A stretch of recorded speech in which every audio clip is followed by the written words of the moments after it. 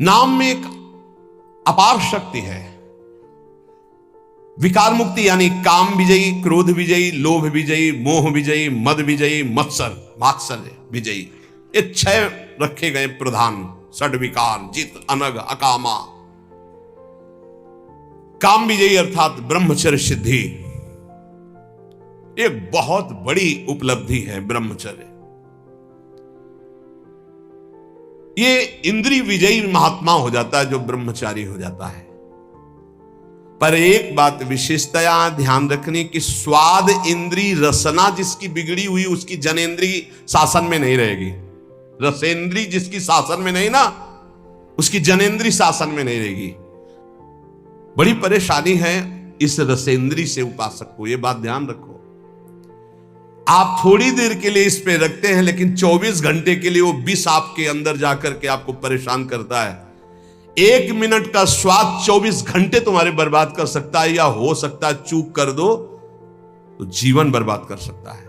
ये रसेंद्री के स्वाद में मछली को केवल चारा दिखाई देती है, लेकिन चारा में जो कांटा है वो नहीं दिखाई देता।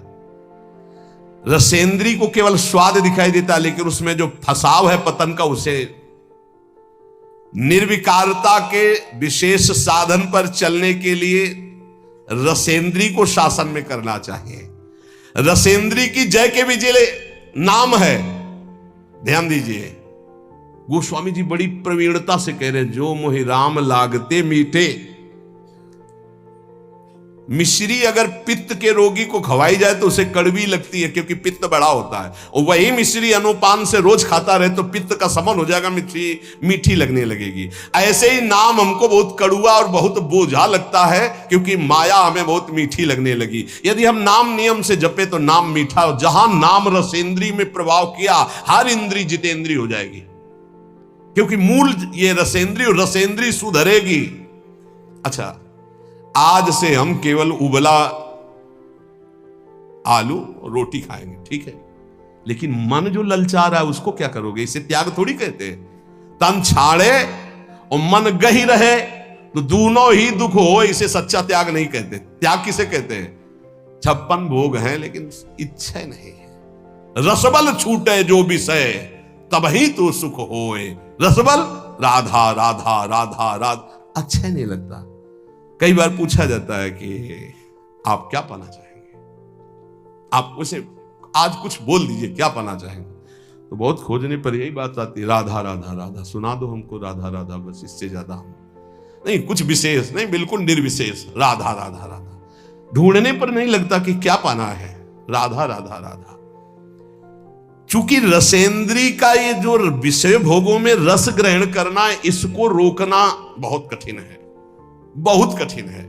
इसीलिए हर इंद्री का जितेंद्रिय और रसेंद्री का न हो तो उसे नहीं माना जाता। धैर्य जितेंद्रियता 2 इंद्रियों पर मानी जाती। 2 इंद्रियां हो गई तो 8 इंद्रियां अपने आप हो जाएंगी।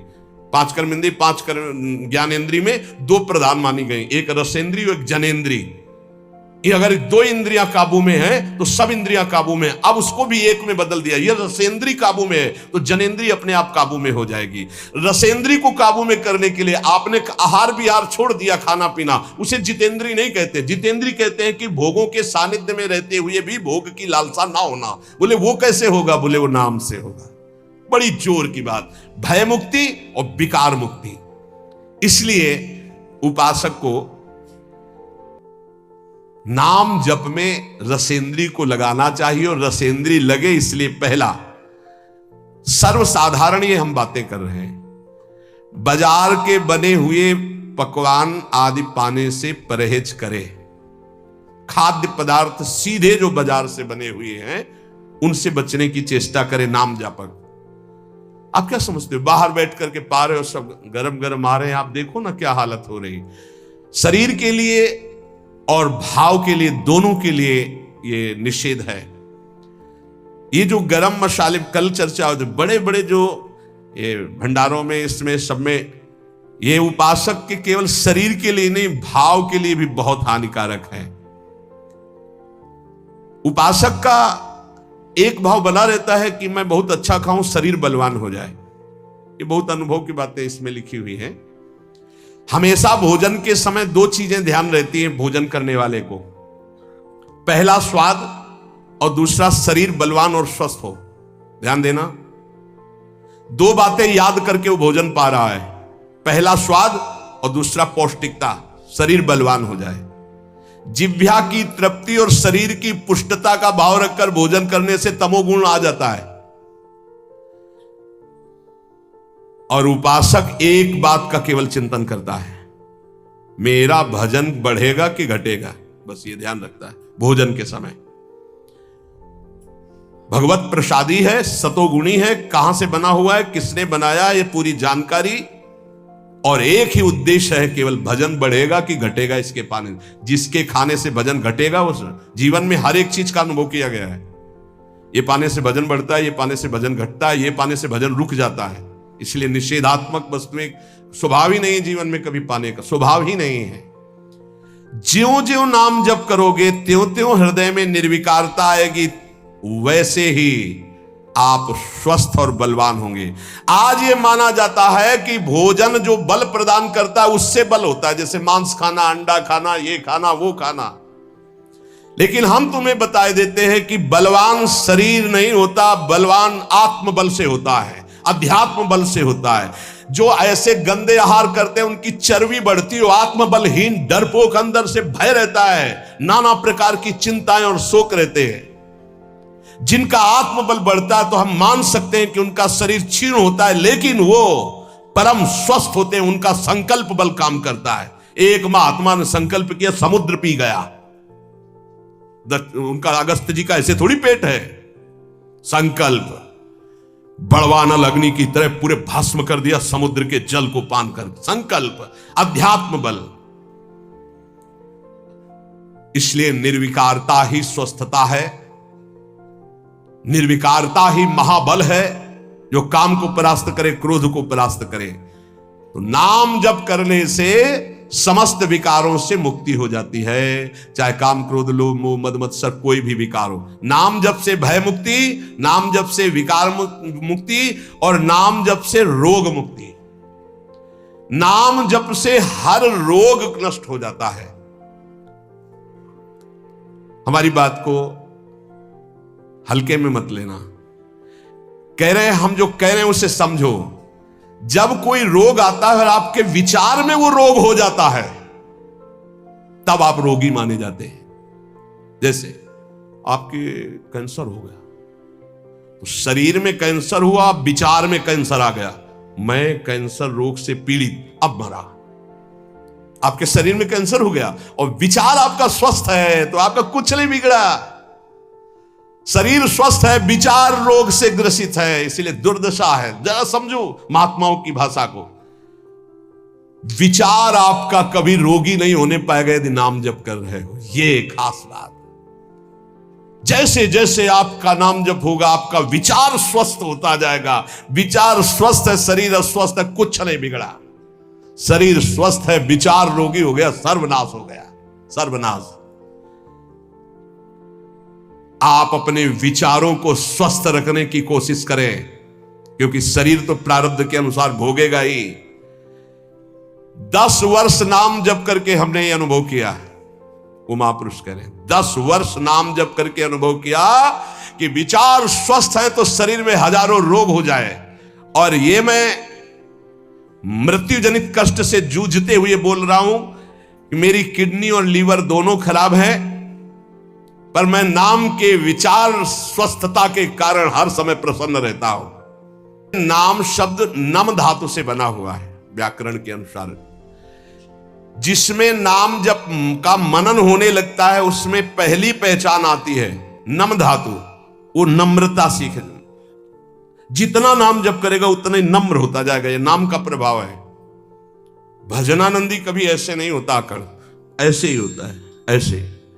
जितने भी भजन करने वाले महापुरुष हुए हमारे ब्रज में, नम्र बोले। नाम नम धातु से बना है, जिससे नम्रता, नमस्कार, दो बातें बनती हैं। सबको नमस्कार और सबसे नम्र रहना, यह नाम जापक का पहला लक्षण है। भक्त को असत्य से हटाकर, शरीर के असत्य भाव से हटाकर भगवान के सत्य स्वरूप में स्थित कर देना, यह नाम का प्रभाव है। अविद्या अंधकार से हटाकर परम ज्ञान के प्रकाश में स्थित कर देना यह नाम का प्रभाव है। मृत्युलोक के मरण धर्मा शरीर और भोगों से हटा करके अमृत स्वरूप परम धाम में स्थित कर देना यह नाम का प्रभाव है। जिस नाम जापक में नम्रता और नमस्कार ये दो बातें ना हो तो समझ लेना वो नाटक कर रहा है, नाम जप नहीं कर रहा। माला घुमाना ही केवल नाम जप नहीं, नाम जप होना चाहिए। ऐसे नाम जापक दिखेंगे माला तो सर से चल रहा है और बातें हो रही हैं, तब लगता है माला घुमाने से केवल भजन थोड़ी माना जाता है।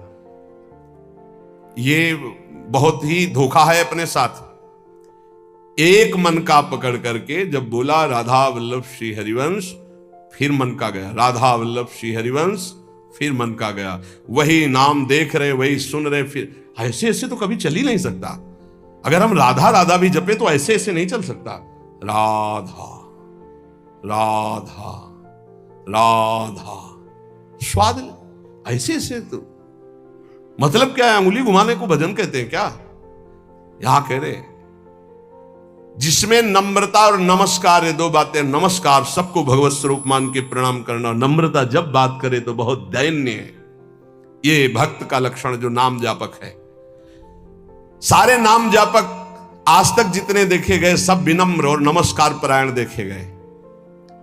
चित्त का जो शोधन नाम से होता है वो किसी और साधन से नहीं होता। ये पकड़ो, चित्त का शोधन जो नाम से होता है और किसी साधन से नहीं होता। ये हम वैज्ञानिक दृष्टि से आध्यात्मिक शक्ति का परीक्षण करके बोल रहे हैं। ये हम केवल अंधी श्रद्धा से नहीं बोल रहे हैं। देखा है बदलते हुए, नम्रता में आते हुए और नमस्कार पद्धति में आते हुए देखा अभिमानियों को जो नाम जब शुरू कर दिए हैं। वेद कहता है कि ईश्वर को नम्र ही प्राप्त कर सकता है, अर्थात नम्र जो नमस्कार करता है, विनम्र है, वही ईश्वर को प्राप्त कर सकता है। नम इत उग्रम नम आविभासे नमोदाधार पृथ्वी उद्याम। वेद ऐसा कहता है, नम इत उग्रम नम आविभासे नमोदाधार पृथ्वी उद्याम। जो नम्र है, नमस्कार परायण है, वही अध्यात्म की ऊंचाई पे चढ़ता है। नम्रता ही उपासना का परीक्षण है। जो नम्र है वो पृथ्वी से लेकर स्वर्ग लोक तक सबको धारण करने की सामर्थ्य रखता है। आखिरी वाक्य से स्पष्ट होता है कि नम्रता से परमेश्वर की प्राप्ति हो जाती है। यही दरबार दीन को आदर रीति सदा चली आई। नम्र वेदों ने कहा आज भी तुम भजन नहीं करते तो भी मेरे परमात्मा तुमसे सख्य भाव रखते हैं। सख्य भाव ने दोस्त। क्या तुमने यदि चाहा कि परमात्मा भाव नहीं तुम्हारे अंदर, चाह की कि मुझे पत्नी मिल जाए, वही परमात्मा पत्नी रूप में आ गया। गाय मिल जाए, वही गाय बन गया। घोड़ा मिल जाए, घोड़ा बन गया। अमुक मिल जाए, अमुक बन गया। वेद कहता है गौरसी गव्यते अश्वो अश्वायते भव। तुमने जो जो मांगा परमात्मा वही रूप बनकर तुम्हारे सामने आ गया। यदि मांगे बंद कर दो और सोच लो कि परमात्मा रूप से आओ तो परमात्मा रूप से आ जाएंगे। ऐसे नम्र और सहज करुणा वरुणालय प्रभु को तुम मांग मांग करके इन विषय रूपों में, माया रूपों में देखा। बंद करो ये मांग, इस रूप को नहीं चाहिए। हे गोविंद मुझे ये रूप चाहिए जिसको एक बार देखने के बाद कुछ देखने की चाह न रह जाए, एक बार पाने के बाद कुछ फिर तभी तो कहा जा ही ना चाही कबहू कछु। क्यों चाहते रहोगे, हरि उस रूप में आते रहेंगे। सारांश उपदेश का, नाम स्मरण जप के साथ जरूरी है। जो जप कर रहे हो उसका स्मरण और नम्रता और नमस्कार ये नाम जापक में होना ही चाहिए। कोई भी सामने आए, स्त्री पुरुष पशु पक्षी मेरे भगवान है, ऐसी भावना करें और नम्र भाव रखें। विनम्र, हंस बोले बहुमान दें, तभी नाम जब सार्थक माना जाएगा।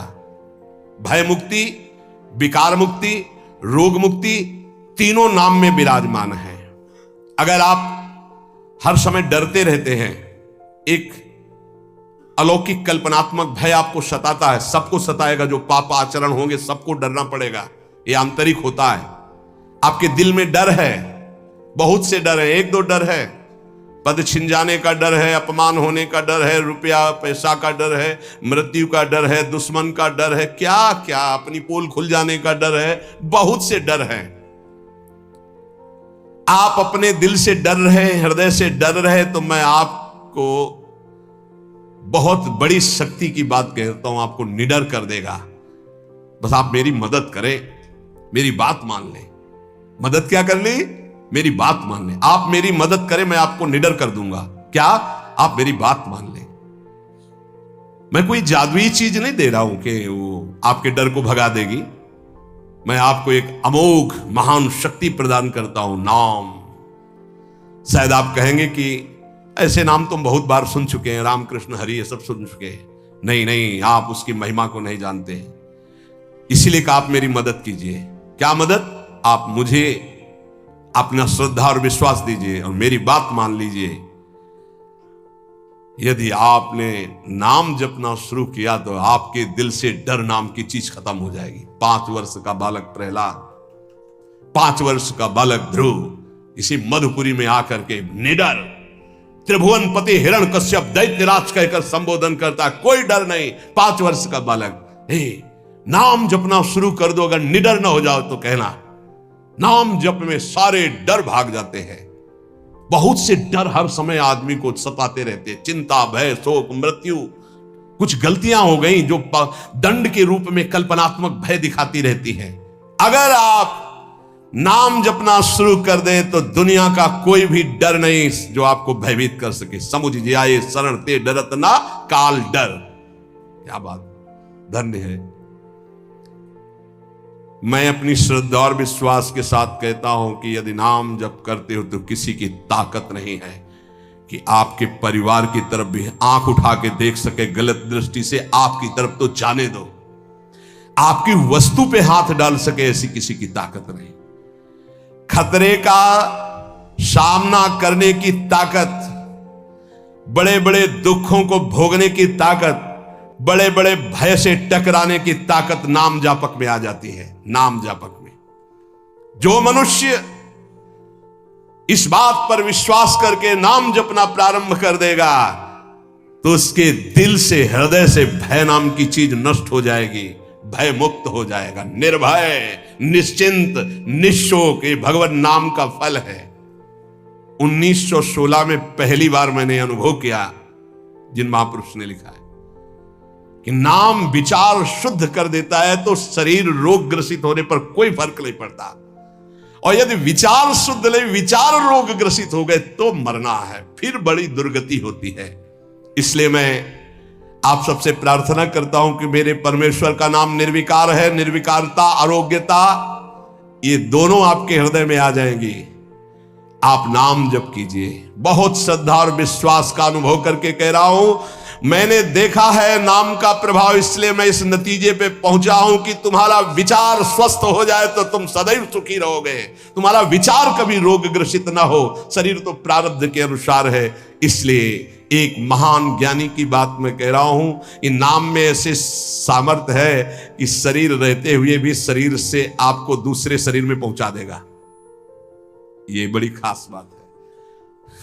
एक शरीर में किडनी खराब होगी तो ऐसे शरीर की रचना कर देगा जिसमें किडनी ही नहीं है, बड़ा स्वस्थ निरंतर। अब उसमें आराम से बैठे हुए किडनी खराब शरीर को देखते रहो। ये लोगों को लगता है यार किडनी खराब है, सही में खराब है, डायलिसिस होता है। अरे ऐसा कैसे हो सकता है? ऐसा इसलिए हो सकता है कि बाहरी मकान खराब होने के पहले अंदर एक नया मकान बन गया, उसमें बहुत सुखपूर्वक रह रहे। बाहर वाले में नोना लग गया, दीवार झड़ गई, गिरने वाला है तो कोई फर्क नहीं, क्योंकि अंदर बहुत बढ़िया गुफा बन चुकी है। वो है भाव दे। यहां जो कह रहे कि एक ज्ञानी महात्मा की बात कह रहा हूं, उन्होंने बताया कि नाम में एक अपार शक्ति है, वो शरीर के रहते हुए शरीर में दूसरे शरीर की रचना कर देता है, और वो अमोघ शक्ति संपन्न शरीर होता है। कोई भी माया जनित अस्त्र शस्त्र रोग उसे छू नहीं सकता है। इसलिए नाम नाम नाम ऊर्ध्वगामी बनाता है, संसार का चिंतन अधोगामी बनाता है। इसलिए नाम, नाम से रोग मुक्ति, नाम से समस्त रोगों का उपचार संभव है। नाम नए शरीर की रचना कर देता है, असंभव को भी संभव, संभव को भी असंभव। कर तुम अकर तुम अन्यथा कर तुम, भगवान से भी बढ़कर सामर्थ्य नाम में है। इसलिए नाम महिमा सुनने के बाद भी नाम जप ना हो तो समझो दुर्भाग्य है, अभी और कुछ लिखा है, भोगना पड़ेगा। ए भाई, ये कलिकाल मलायतन मन कर देख विचार। साधना की बातें बहुत होती है, साधना क्या है समझना कठिन है। सब वेद का ज्ञान, सब दिव्यताएं, सब चक्र भेदन, सब कुछ हो जाएगा, बस नाम राधा राधा राधा राधा।